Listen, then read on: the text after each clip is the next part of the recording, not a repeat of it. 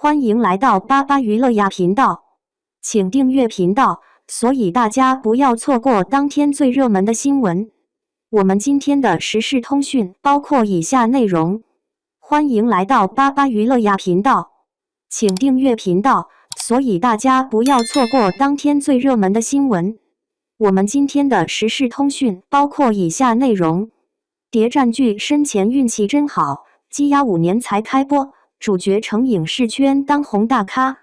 2024年的国剧市场，都市剧凭借《玫瑰的故事》站起来了，古装剧有《庆余年2》完全不慌，年代剧因《繁花》再次成为各大题材中的老大哥。但唯独一个题材始终使不上劲儿，让人跟着干着急。曾经的谍战剧在柳云龙的带领下也一度站在国剧的顶峰，暗算风筝、潜伏、伪装者等经典数不胜数。但如今的谍战剧却成为国剧领域里的一块短板，每提起都忍不住一声叹息。别看追风者战绩还不赖，可对比经典还是没眼看。正在热播的孤战迷城更是烂穿地心，黄景瑜与辛芷蕾都带不动，扑得毫无水花。正所谓瘦死的骆驼比马大，这个题材依旧是创作者们眼中的香饽饽。这部待播剧中，张颂文手握一部《孤舟》，打算带领曾舜晞、陈都灵等年轻人打下谍战市场。还有孙红雷领衔主演的《惊弦》，陈哲远主演的《暗夜与黎明》都备受瞩目。而眼下又有一部新作传来好消息，生前暂定8月份登陆讨场。主演阵容都是观众的老朋友，或许将成就新的天花板。生前讲述了抗战时期日方启动潜伏计划黑执事，地下工作者云木之在调查途中不幸遇害。不明内幕的弟弟云鸿深成义士，为给哥哥报仇意外卷入计划，幸好被地下党同志所救，也坚定内心的红色信仰。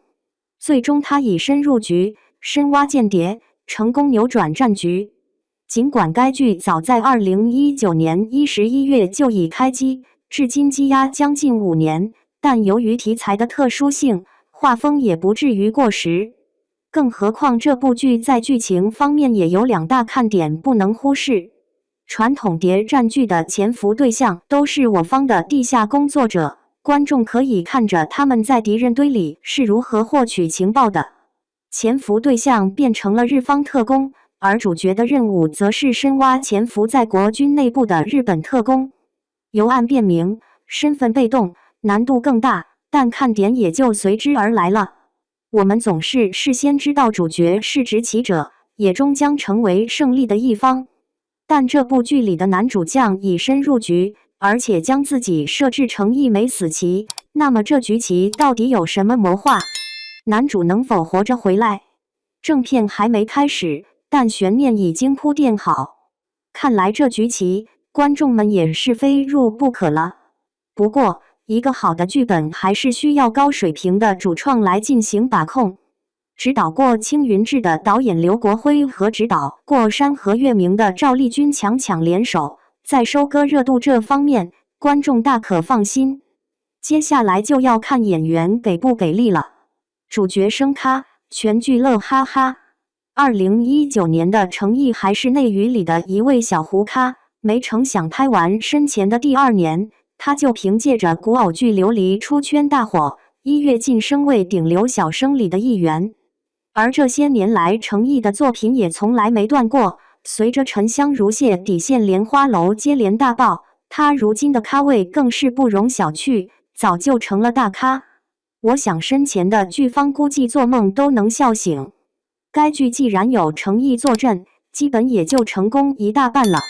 剧中他难得挑战年代造型，清秀的五官配上复古的西装，仿佛从年代画报上走出来的人物。而且成毅的演技在流量小生中也是名列前茅的存在，相信他能抓住角色的成长线，再次用实力惊艳全场。接下来是女主颖儿，内娱里被低估的演员不少，而颖儿没火起来，无疑是让观众意难平的情况。其实颖瘦下来后，颜值并不输给一线小花们，同时她的五官对比白又瘦的女明星，更加舒展大气，符合中式审美。所以这2年来，影频繁出现在正剧当中，也收获了不错的评价，演技可圈可点。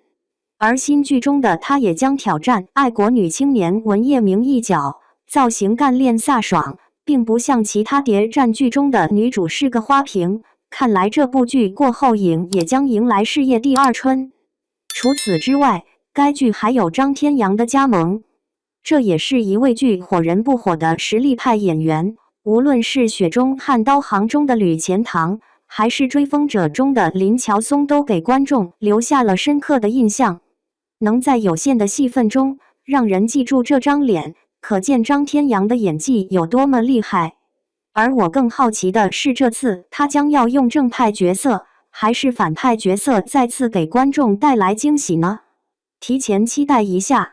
还有何中华，想必观众都不陌生。这位戏骨也经常在爆款剧中露脸，用演技为剧做口碑，增光添彩。就比如《琉璃》中玄机玲珑的父亲楚磊，就是由何中华扮演。从痛恨金翅鸟族到放下成见，戏骨演出了角色内心情绪的变化，表演细腻动人，让人难忘。而这次他能够加盟这部深潜，我想也能够凭借教科书级别的表演再次为剧做口碑加分。谍战剧到底要怎么样才能留住观众的心？这一点，我想柳云龙最有发言权。作为谍战剧之父，他的作品能做到文戏层层深入，险象环生，动作戏刺激精彩，让人入迷。只可惜离开柳云龙的谍战剧很少能做到这种程度了。但现在这部深潜却让人感受到了浓郁的经典味道。倒不是说故事太套路，而是在于导演主要抓取的是剧情，简单的梗概就可以感受到正邪较量的张力，正片更是将期待值拉满。其实本身该剧是有创新之处的，叙事角度都让人眼前一亮，而且年轻演员的加入也能吸引更多年龄段的观众，这也将是未来谍战剧市场的趋势。但不要觉得贴上流量的标签，这部剧就不好看了。从目前花絮、剧照等物料来看，该剧大爆的可能性相当之高，大家就拭目以待吧。